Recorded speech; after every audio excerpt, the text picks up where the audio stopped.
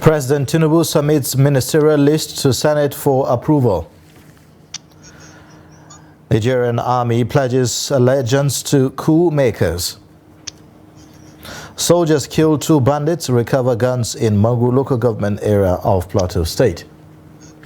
On the foreign scene, Typhoon Doksuri heads for China after battering Philippines. Hello and welcome to the news update on Trust TV. I am Ayuba Ilya. Thanks for joining.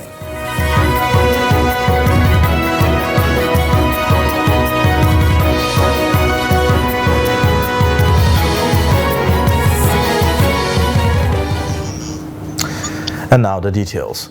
Nigeria Senate on Thursday received the much-awaited ministerial list of President Bola Tinubu through his Chief of Staff and immediate past Speaker of the House of Representatives, Femi Gbajabiamila.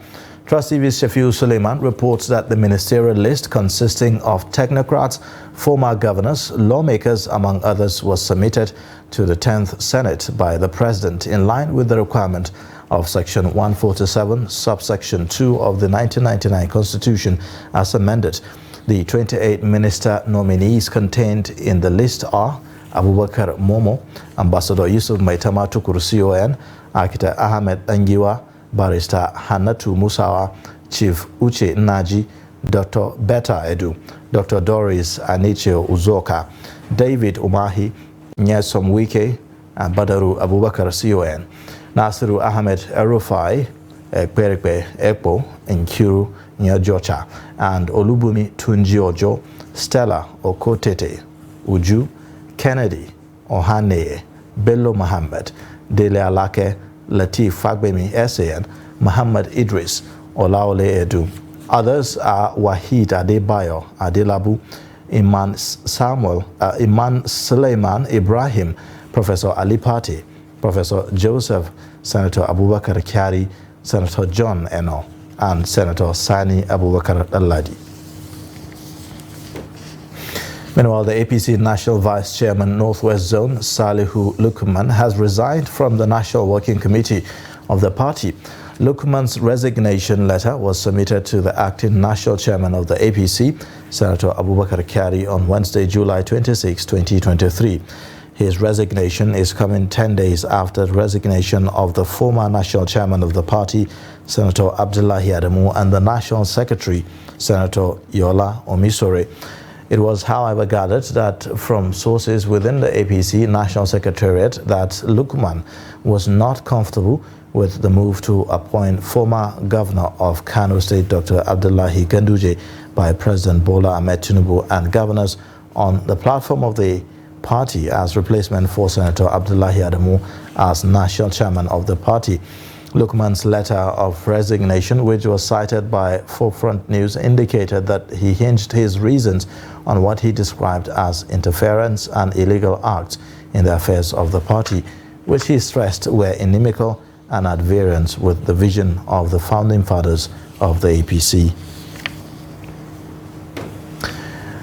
Nigeria's army has declared allegiance to defense and security forces that overthrew President Muhammad Bazoum, according to a statement signed by Abdul Siddiqo Isa, the Army Chief of Staff. Thursday's statement posted on social media said that the decision was necessary to avoid a deadly confrontation between the various forces. Members of the Presidential Guard had detained Bazoum inside his palace in the capital Niamey early on Wednesday. In a broadcast later on national television, Colonel Major Ahmadu Abdurrahman, spokesperson for a group calling itself the National Council for the Safeguarding of the Country, said that the defense and security forces have decided to put an end to the regime you are familiar with, quote and unquote. The soldier said that the country's borders have been closed and a nationwide curfew was in place. All institutions of the country were also suspended, Abdurrahman added. He was seated and flanked by 9 other officers wearing fatigues as he read out his statement. On Thursday, the colonel announced on national TV that all activities by political parties in Niger have been suspended until further notice after the army declared its allegiance to the group.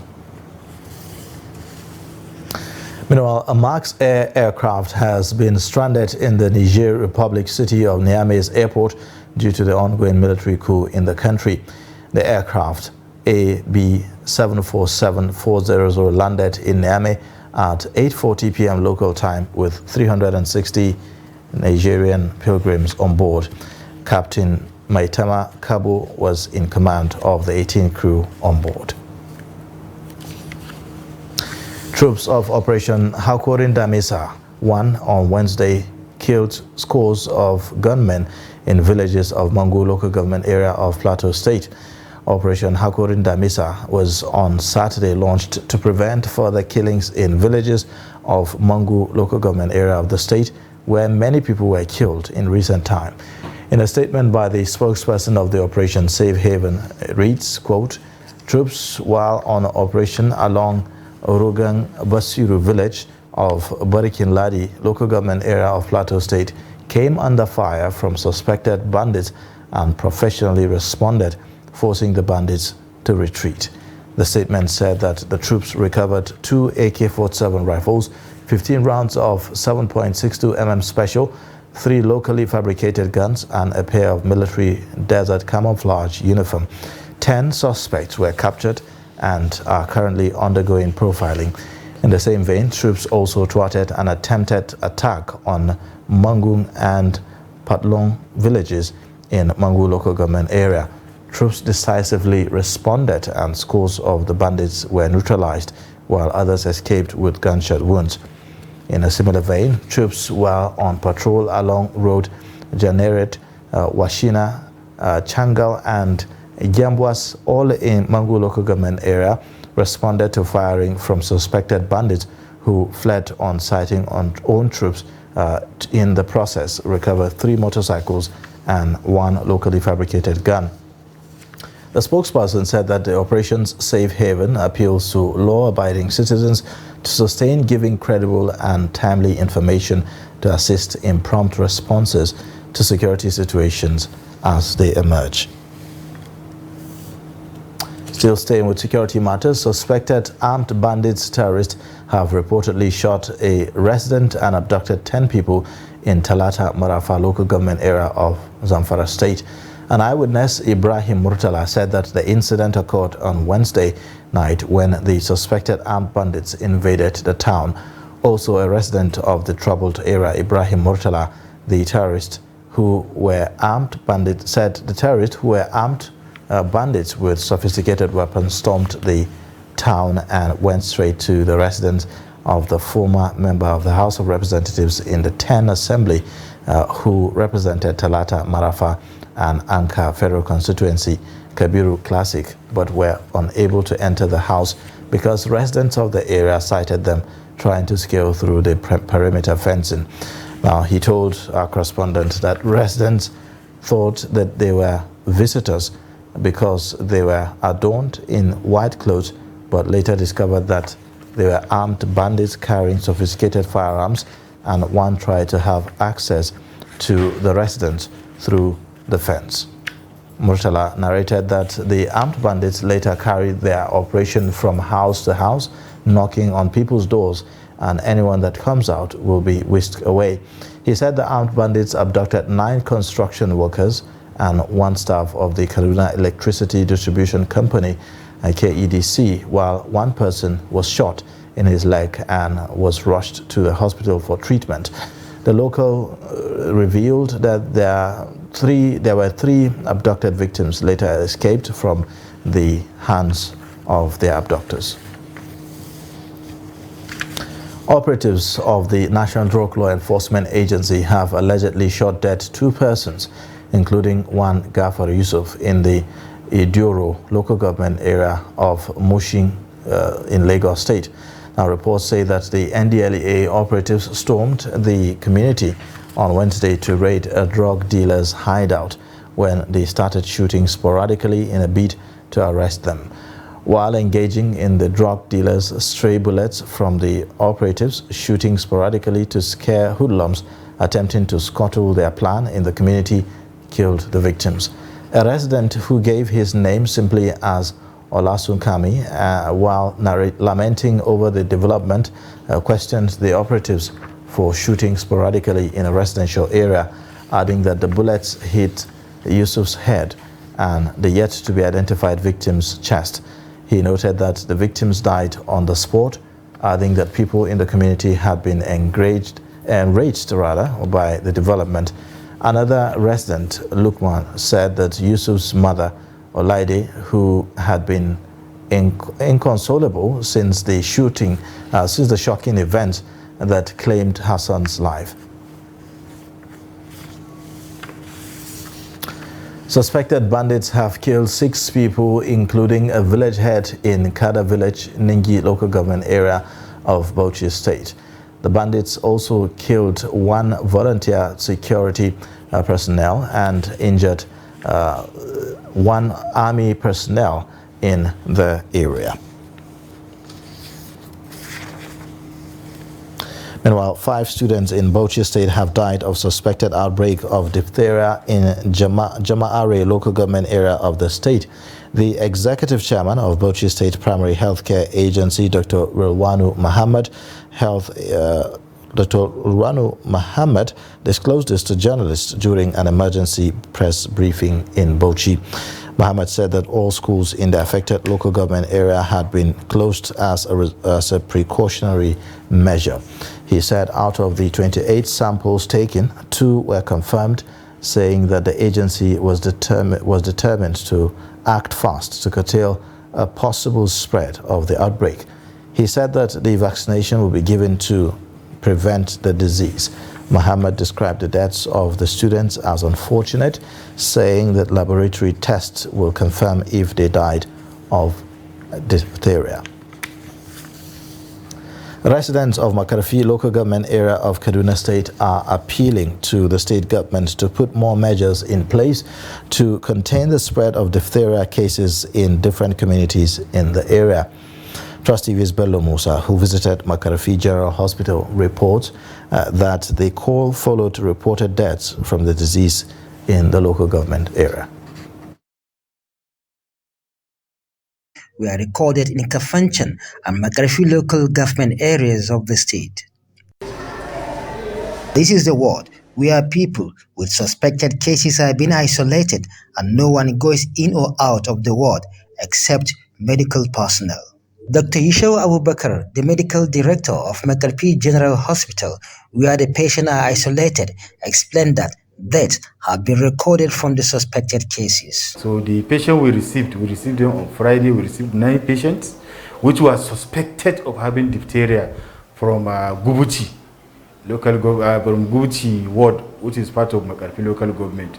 Already there were some 3 patients that died before coming to the hospital. So the 9 people we received were just suspected cases. Their samples were collected on Saturday. We are hoping to get the results hopefully tomorrow. Dr. Abubakar said the patients are now in good condition. And so far so good. All the 12 patients we have, they are doing well. In fact, we are hoping to discharge them very soon. Though people are going about their daily activities in Makarfi town, the news of the outbreak of the diphtheria disease has, however, sent chills down their spine. We are not happy with the outbreak of the diphtheria disease in our community, but we are praying that God will help us contain it. We are also appealing to the government to take measures to prevent the spread of the disease. We are worried about the situation and we don't understand how government is handling the spread of the disease. So we need more sensitization and preventive measures for the disease. While allaying fears of a possible escalation, Dr. Abubakar assured that measures are being put in place to contain further spread of the disease. Thank God in Makarfi, we have been able to contain it. We, along with the local government, we have been able to put proactive measures. And right now, we can assure people to calm down, that the case is under control. So far, out of the 16 suspect cases in Makarfi local government, 4 patients died before coming to the hospital, while 12 people are still receiving treatment there. However, while compiling this report, another suspected case of a 14-year-old arrived Makarfi General Hospital. Bello Musa, Trust TV News, Kaduna. You're watching the news update on Trust TV. Coming up shortly, we'll tell you about the struggles of a commercial motorcycle rider. Details and more after the break.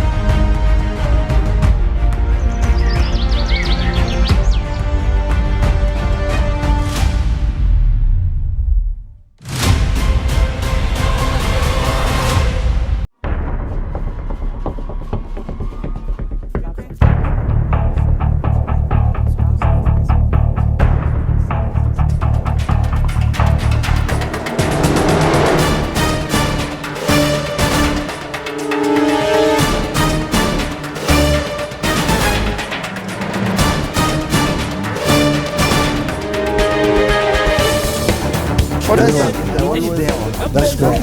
It's good to see you.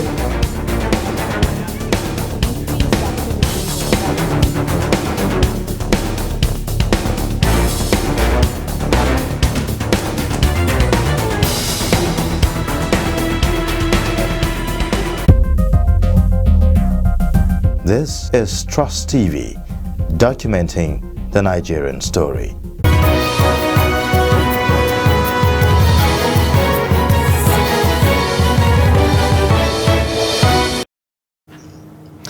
Welcome back. You're watching the news update on Trust TV. Let's take a look at the top stories again. President Tinubu submits ministerial list to Senate for approval. Nigerian army pledges allegiance to coup makers. In other news, the Nigeria Labour Congress is insisting that it will go ahead with the protest slated for the 2nd of August against the recent increase in the fuel prices. National President of the NLC, Joe Ajaero, stated this on Wednesday night at the resumed meeting between the federal government and organized labor on palliatives arising from the removal of fuel subsidy. Ajaero said that the warning strike had nothing to do with the meeting between the federal government and the labor unions, but was about the recent increase from 520 naira to over 620 naira. Also at the meeting, President General of the trade union, Festus Osifo, urged the federal government to respond to the call of Nigerians, many of whom were suffering from its economic policies.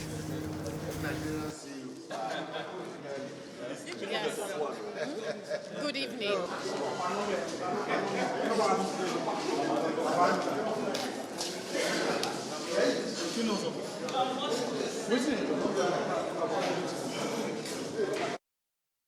We are going ahead with the protest because that's what we have to be emphatic on what we put in our communique. We say we are commencing protest from the 2nd. You're not satisfied with outcome today? This meeting has no relationship with remember, and I want you to be careful about it, there's 520 increment which gave birth to this meeting. Nobody is discussing about the 617 as at now, and this meeting didn't have the competence to address that. Is that clear?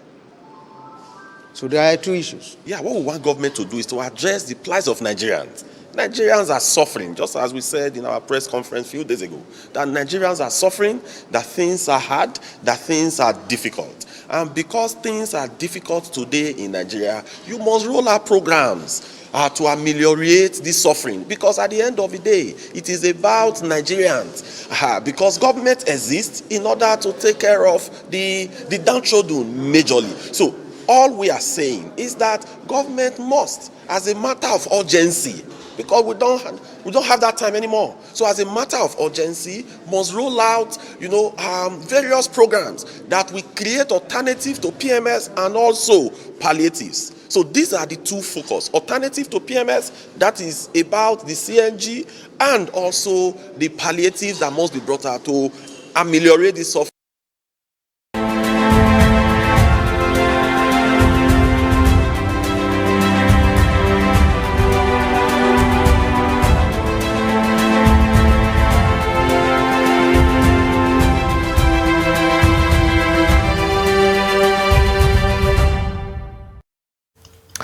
Thousands of commercial motorcycle operators have been struggling to survive since the removal of fuel subsidy. Many have been forced to park their motorcycles due to difficulty in making ends meet.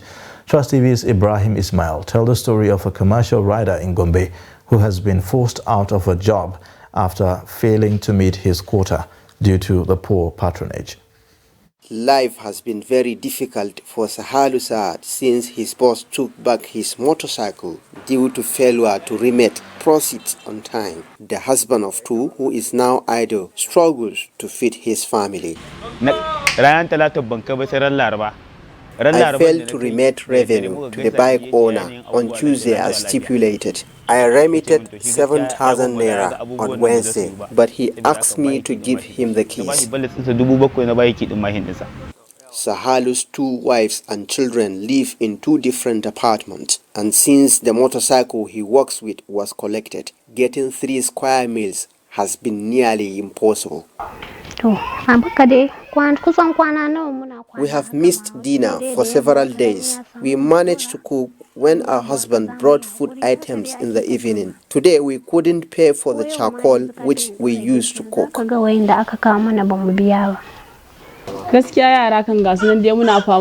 We have been struggling with the children. They used to cry because of hunger. We had to beg for food from our neighbors to feed the children. A liter of petrol cost 630 naira in Gombe State. Many Okada and Keke operators like Sahalu, who cannot afford the exorbitant prices, are now looking for solutions after they were rendered jobless. Reversing the fuel subsidy removal is the best solution. I didn't see any benefit of removing the fuel subsidy. They promised to help people, but we couldn't see anything.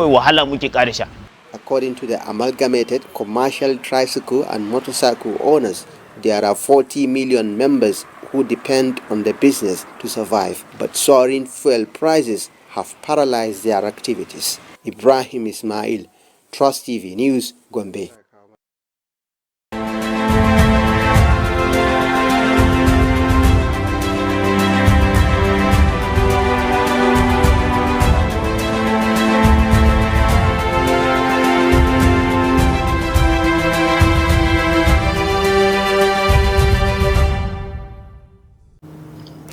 On the foreign scene, China has braced for the imminent landfall of Typhoon Doksuri as its national observatory renewed its most severe weather alert after overnight heavy rainfall in the country's southwest.